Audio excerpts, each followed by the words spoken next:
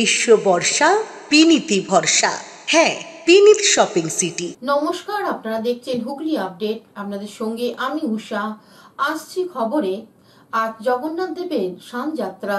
হুগলির শ্রীরামপুর মাহেশের ও জেলার বিভিন্ন এলাকায় শানযাত্রা ছবি ধরা পড়ল আমাদের হুগলি আপডেটের ক্যামেরায়। আজ জগন্নাথ দেবের শানযাত্রা। সকাল থেকেই হুগলির শ্রীরামপুর মাহেশের জগন্নাথ দেবের বাড়ি হাজার হাজার মানুষের ভিড়। জগন্নাথ, বলরাম, সুভদ্রাকে মন্দিরের বাইরে নিয়ে স্নান করানো হয়। সপ্ত সমুদ্রের জল থেকে দুধ দিয়ে স্নান করানো হয় প্রভুকে। এই স্নানের পর প্রভু জগন্নাথ দেবের জ্বর আসবে। তারপর কবিরাজের পাচন খেয়ে সুস্থ হয়ে তিন ভাই বোন রথে চেপে মাসির বাড়ির উদ্দেশ্যে রওনা দেবেন আগামী 27শে জুন। আজ শানযাত্রা। এর 15 দিন পরেই জগন্নাথ মহাপ্রভুর রথযাত্রা। আজকের এই পূর্ণিমা তিথিতে 108 কলসি জলে মহাপ্রভুর স্নান সম্পন্ন হয়। ধর্মীয় রীতি মেনে দীঘার নবনির্মিত জগন্নাথ মন্দির থেকে শুরু করে হুগলির গুপ্তিপাড়া মাহেশ সহ বিভিন্ন জগন্নাথ মন্দিরে এদিন শানযাত্রা অনুষ্ঠিত হয়। চুচুড়া চকবাজার ওয়েলফেয়ার সোসাইটি জগন্নাথ মন্দিরে সকাল থেকে বিশেষ পূজা শুরু হয়। এই উপলক্ষে প্রভু স্নানের পর বিশেষ পূজা পাঠ ছাড়াও সারাদিন ধরে চলে ভক্তিমূলক সঙ্গীত অনুষ্ঠান, ভোগ বিতরণ। ওডিসি নৃত্য উড়িষ্যার অন্যতম নৃত্য, যা জগন্নাথ মহাপ্রভুর প্রিয়। তাই ওডিসি নৃত্য শিল্পী মৈত্রী দে সিনহা চুচুড়া রথতলা বাড়িতেও এদিন মহাপ্রভুর বিশেষ পূজা অনুষ্ঠিত করেন। চুচুড়া মহেশতলা পাইনবাড়ি কালী মন্দিরে এদিনে এই মন্দিরেও প্রতিষ্ঠা দিবস। শানযাত্রা পূজা উপলক্ষে চকবাজার ওয়েলফেয়ার সোসাইটির পক্ষ থেকে কি জানানো হচ্ছে শুনবো। আমরা চকবাজার ওয়েলফেয়ার সোসাইটির পক্ষ থেকে আজকে জগন্নাথ মহাপ্রভুর মহাপূর্ণ স্নান অনুষ্ঠান হলো। সকাল 7:40 টাইম ছিল, সেই স্নান করানো হয়েছে। আমাদের ঠাকুর বেদি থেকে নামানো হয় না, আমাদের ছোট মূর্তি আছে, সেই মূর্তিতেই আমাদের 108 ঘড়া জল দিয়ে স্নান করানো হয়। আর এবছর আমরা 35 বছর পূর্তি হচ্ছে। 27শে জুন রথযাত্রা উৎসব, সেটাও মহাসমারোহে অনুষ্ঠান হবে। 11ই জুন জগন্নাথ দেবের শানযাত্রা।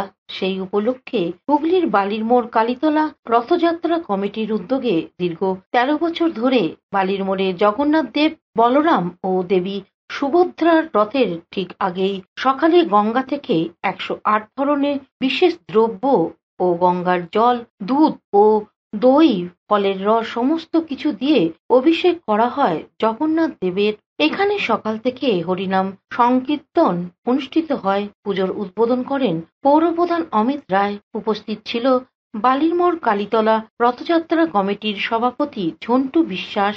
এছাড়া উপস্থিত ছিলেন পৌরপ্রধান, পারিষদ, জল দপ্তর দিব্যেন্দু অধিকারী, চুচুড়া শহর সভাপতি সঞ্জীব মিত্র, বিশিষ্ট সমাজসেবী দেবাশিস যশ, প্রদীপ ব্যানার্জি, রাজকুমার দে সহ রথযাত্রা কমিটির সকল সদস্য ও সদস্যরা উপস্থিত ছিল।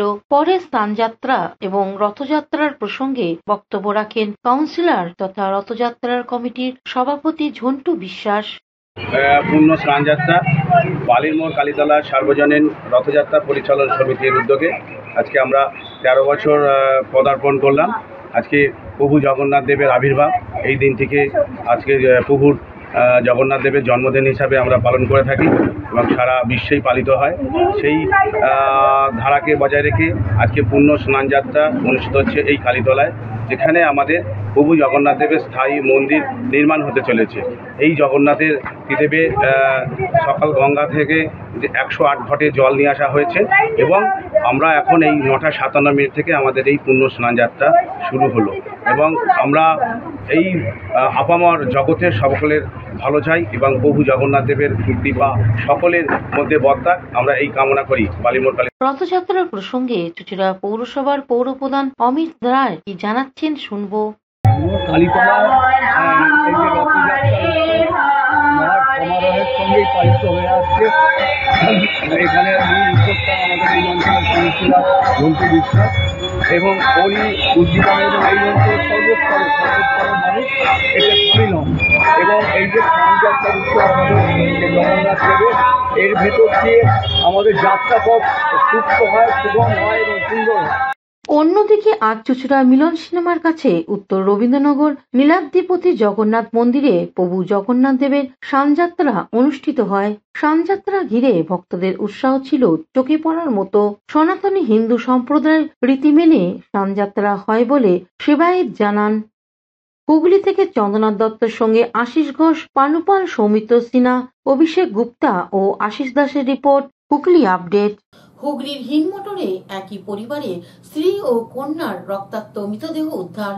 স্বামীর দেহে গভীর ক্ষত, কলকাতার মেডিকেল কলেজে ভর্তি।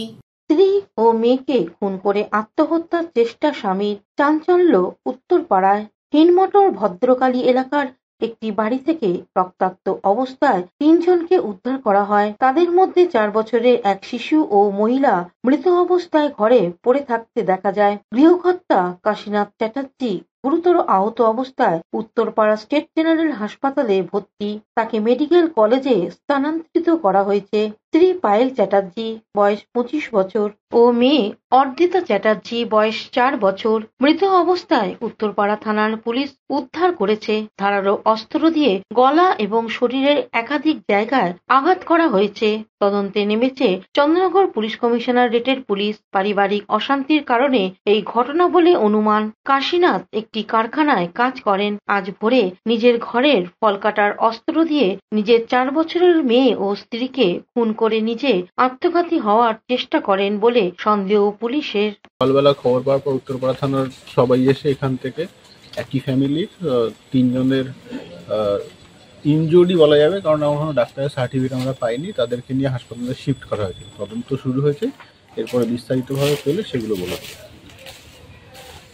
এনকোয়ারি চলছে। হ্যাঁ, সবে শুরু হয়েছে। তো আমরা একটু আগে শিফট করেছি ওদেরকে হাসপাতালে। কথা বলে দেখি কি আছে। আপনাদের এলাকাতে এই ঘটনা মর্মান্তিক ঘটনা। এখন এলাকার বিভিন্ন বাড়িতে কারা থাকছে, এত জনবসতি বেড়ে গেছে, বোঝা যাচ্ছে না কোথায় কি হচ্ছে, কারা এসে থাকছে। মর্মান্তিক ঘটনা, একটা বাচ্চা মেয়ের প্রাণ গেছে, একজন মহিলা, আরেকজন। না, আমি যখন গেলাম একটুখানি ঘরের মধ্যে ঢুকেছি, তারপর থেকে আর কিছু জানি না। আমার বর আমায় নিয়ে চলে এসে আমার মাথা ঘুরে আমি সিঁড়ি দিয়ে পড়ে গেছি। 3 জন এরকম রক্তাক্ত অবস্থা। রক্ত মানে একটুখানি ঢুকেছি সামনে ঘরে আর বেরিয়ে এসেছি, তার বেশি কিছু আমি দেখি। আপনারা তো প্রতিবেশী, আপনার কোনো আওয়াজ মাছ পেয়েছেন? না না না, কোনো না না। আর ওনাদেরও গেটে তালা থাকে, ওপরে যাওয়ারও আমাদের কোনো না। আমাদের আলাদা থাকতো ওরা, এখন আবার মানে একসাথে মানে কোনো প্রবলেম হচ্ছে না, ওরা ছেড়ে দেবে। আমি বলছিলাম ঠিক আছে, আপনার যা অসুবিধা হয় ছেড়ে দেবেন। কতদিন ধরে ভাড়া আছে? 1 বছর। 1 বছরের মধ্যে ঝামেলা? আমি তো দেখুন ওইভাবে পাইনি, আওয়াজ সেরকম ভাবে পাইনি। আমাদের উপরে নিচে কেউ পাইনি। এবার পাশাপাশি বাড়ির কেউ পেয়ে থাকলে আলাদা, উপরে কোনো আওয়াজ যেত না সেরকম ভাবে। আচ্ছা আচ্ছা। আজকে জানতে পারলেন কিভাবে? ডেকেছে। কে ডেকেছে? ওনার কাকিমা, যে বয়স্ক মহিলা উনি ছিলেন, উনি ডেকেছে। বয়স্ক মহিলা কি এখানেই থাকে? হ্যাঁ হ্যাঁ হ্যাঁ। আপনার বাড়িতে ভাড়া থাকতো? হ্যাঁ, ওনারই মেয়ের জামাই আর 2 মেয়ে। তারপর ডেকে নিচে এসে কি দেখছেন? নিচে এসে দেখছি আমাকে ডেকেছে, আমি ভেবেছি কেউ হয়তো শরীর খারাপ হয়েছে তাই ডেকেছে। আচ্ছা। তাড়াহুড়ো করে। হুগলির আরামবাগে বজ্রপাতে মৃত্যু এক গৃহবধূর, গোটা গ্রামে শোকের ছায়া। আরামবাগে আচমকাই বজ্রপাতে গৃহবধূর মৃত্যু, এলাকায় শোকের ছায়া। আচমকাই বজ্রপাতের মৃত্যু হলো এক গৃহবধূর। নাম শেফালি সাঁতরা, বয়স 45 বছর। এই মর্মান্তিক ঘটনাটি ঘটেছে মঙ্গলবার দুপুরে আরামবাগ থানার অন্তর্গত হরিণখোলার অরুণ বেড়ায়। স্থানীয় সূত্রে জানা গেছে, এদিন বিকেলে অন্যান্য দিনের মতো এদিনও ছাগল নিয়ে মাঠে যান শেফালি দেবী। এই সময় অনেকেই মাঠের চাষে কাজ করছিল। আকাশে মেঘ করেছিল। হঠাৎ বিকট শব্দে বজ্রপাত ঘটে। ঘটনায় শেফালি দেবীর পুরো শরীর অগ্নিদগ্ধ হয়ে যায়। স্থানীয়রা আগুন নেভানোর চেষ্টা করে। খবর পেয়েই পুলিশ ঘটনাস্থলে এসে আরামবাগ মেডিকেল কলেজ হাসপাতালে নিয়ে এলে হাসপাতালে কর্তব্যরত চিকিৎসক তাকে মৃত বলে ঘোষণা করেন। এই ঘটনায় এলাকায় শোকের ছায়া নেমে এসেছে। এই বিষয়ে স্থানীয় বাসিন্দারা সাংবাদিকদের কি বলছেন শুনে নেব। পড়ে রয়েছে, মানে পুড়েছে সব, এই কাপড়টা পুরো পুড়ে গেছে সব একবারে। আর যে দেখছি পুড়ে গেছে, আমরা জল দিল, পোছা নিয়ে গেছে, সঙ্গে সঙ্গে মারা গেছিল। সঙ্গে সঙ্গে মারা গেছে। ওই যে বিদ্যুৎ স্পষ্ট হয়, তাই তো? হ্যাঁ। তার নাম কি জানেন? শিবানী সাঁতরা। কি দেখলেন আপনারা গিয়ে, কি দেখলেন? আমরা যে দেখছি পুড়ে গেছে সব, নিউচ্ছি যে একবার ছাল ফাল উঠে গেছে, পুরো গোটা শরীর আগুন ধরে গেছে। পুরো শরীর আগুন, ন্যাংটা একবার পুরো, মানে কিছু নেই, দেওয়ার মানে কাপড়টা নেই পুরো। যে আমরা এক বালতি জল নিয়ে আমি ওপর দিয়ে কাপড়টা টেনে দিব, যা ছিল বলবাকে একটু কাপড়টা টেনে আমি সাইড করে দিব। আমরা মেয়ে মানুষ, তো বাচ্চারা যে জানতে পারছে না, আমরা একটু টেনে দিব, পুরাই হোক আর যাই হোক টেনে দিব। সঙ্গে সঙ্গে মারা গেছে? হ্যাঁ, সঙ্গে সঙ্গে মারা গেছে। আর হা করে মরেছে, মুখে একটু জল দিয়ে মুখটা টিপে দিল, মুখটা বুঝল। তার নাম কি? শিবানী সান্দ্রা। কোথায় বাড়ি? অরুণ মেরা। আপনার নাম? লক্ষ্মী সান্দ্রা। আপনার কে হয়? কে হয়? হুগলি আরামবাগ থেকে আশিস কুমার ঘোষের রিপোর্ট, হুগলি আপডেট। এখন নিয়ে নেব বিজ্ঞাপন বিরতি। বিরতির পর ফিরে আসছি খবরে। শীত, গ্রীষ্ম, বর্ষা, পিনিতি ভরসা।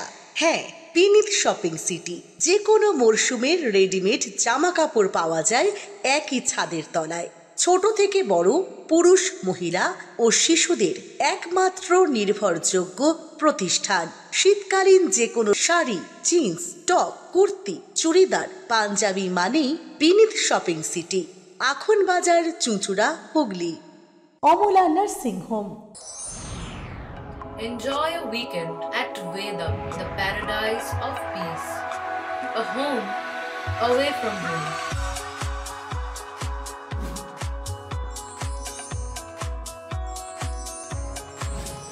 See yourself resonating with the nature. Vedam welcomes you to create your best memories. বিরতির পর ফিরে এলাম খবরে। বর্ধমানের নবাবহাট এলাকায় চলছিল দেহ ব্যবসা, পুলিশের হানা, আটক বেশ কিছু যুবক ও যুবতী। হোটেল খুলে তার আড়ালে দেহ ব্যবসা চালাচ্ছে বর্ধমানে নবাবহাট এলাকার একাধিক হোটেল মালিক বলে দীর্ঘদিন ধরেই অভিযোগ উঠে আসছিল।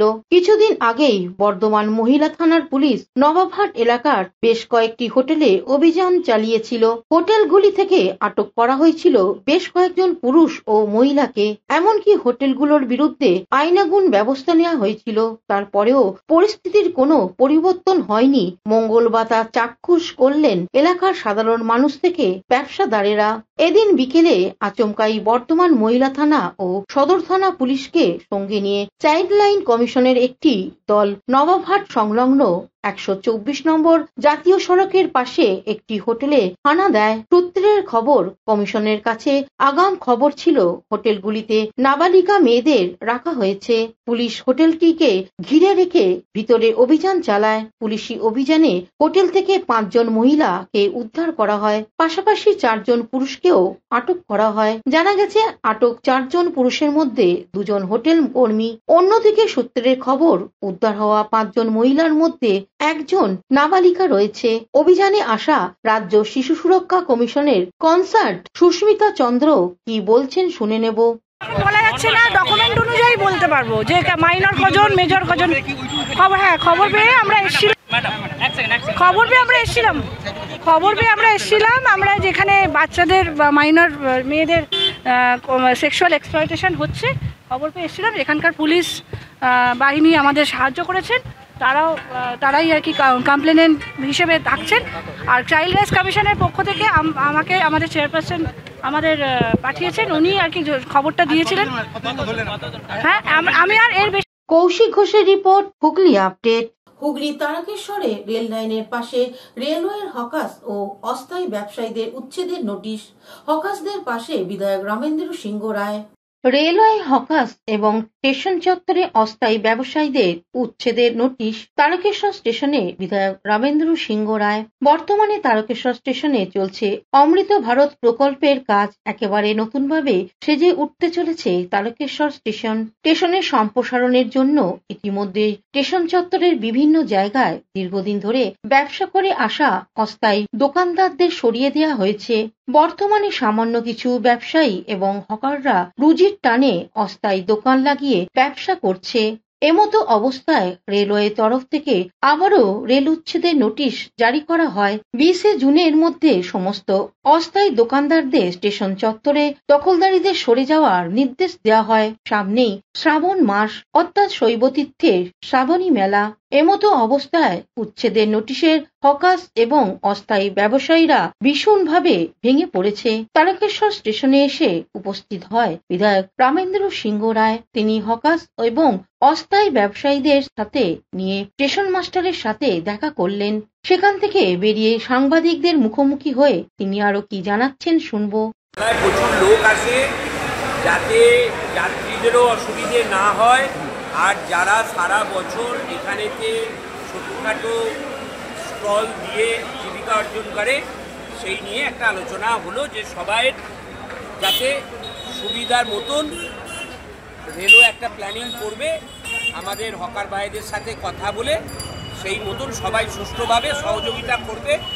বিভিন্ন প্রদেশ থেকে আমাদের তীর্থযাত্রীরা আসে, তাদেরও সুবিধা হবে, সবারই সুযোগ সুবিধা বজায় রেখে সেইটা এখন থেকেই আলোচনা পর্ব একটা করা হলো।